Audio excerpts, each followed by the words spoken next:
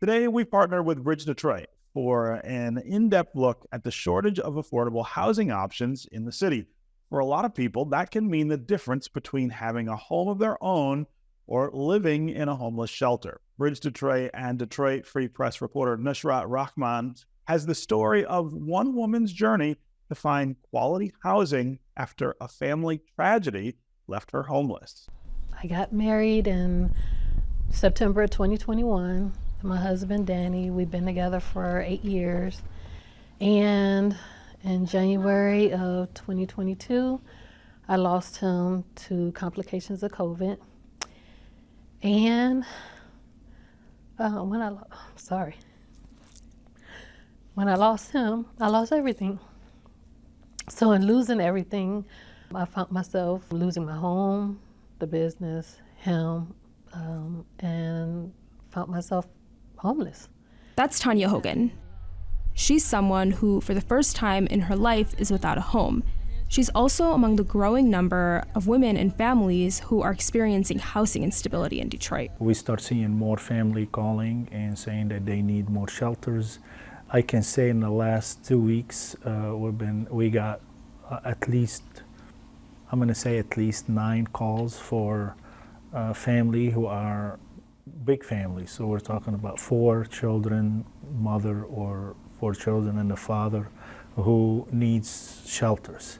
It is hard to accommodate such population unless if you are equipped for it with apartments. That's because of a combination of multiple factors, including the end of pandemic-era moratoriums on evictions, the shortage of affordable housing, and difficulties using housing choice vouchers, also known as Section 8.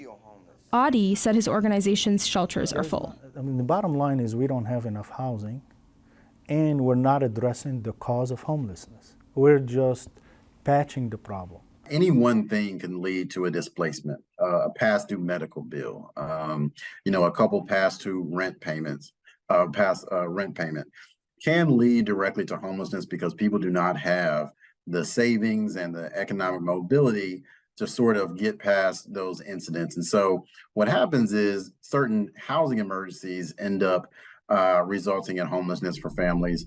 Hogan stayed at the Salvation Army's Booth Services Shelter in Detroit for more than a year.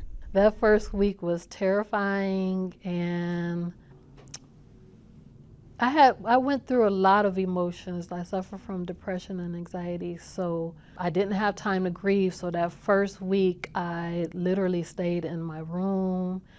I slept, I cried, I was tired. I had no appetite. And before that, you kind of told me how you were living out of your car for a little bit. I mean, what was that experience like for you? It was scary. Yeah, it was scary, but I parked in the parking lot at Motor City Casino. Yeah. Because I knew that, one, they had security. Yeah. And it was a place that my husband and I visit a lot, so I knew that I'll, feel kind of comfortable and safe there. And, after Tonya entered shelter, she got onto the wait list for the Housing Choice Voucher Program. It's a federal program that can help people pay for their rent by covering a portion of it. It's meant to curb homelessness and poverty, but it's difficult to use. After applying, the average wait to receive the voucher is about 2 years. Only a fraction of eligible families across the country get accepted. Then they have to find a place, but often they're confronted with a shortage of affordable units, and it can be challenging to find landlords with quality housing who accept the vouchers. Because of the pandemic, a lot of homeowners decided not to accept the Section 8 anymore. A lot of landlords with the buildings decided not to do Section 8 anymore. So it's kind of scarce. Everybody's floating around in the same pool trying to get to the same properties. So it's limited. It's not always something available. I almost felt like the system was setting me up to fail, because it was like, how can you say, okay, go out there and find your place, but there's nothing really out there. In total, there is not enough housing stock for affordable housing. So there is a waiting list even if you have the vouchers. There is not homes. And then they will continue to wait in the shelter. Bowser pointed to city programs like Code Blue, where staffers connect people experiencing housing emergencies with hotel stays and case managers. Detroiters can also now call a new hotline connecting them to a city-led coalition of housing service providers. What case management does and what that housing resource helpline does, it kind of centralizes those resources so that you don't have to go to 5 or 6 different organizations to achieve, to get help. After more than a year, Hogan is now in her own apartment outside of Detroit. It's kind of bittersweet. It's sweet because now I'm not in a shelter. I have a place I can call home, but being by myself, I still find myself grieving. I find it hard to cook for one. Homelessness doesn't have a face directly. People hear homelessness and think drugs, think,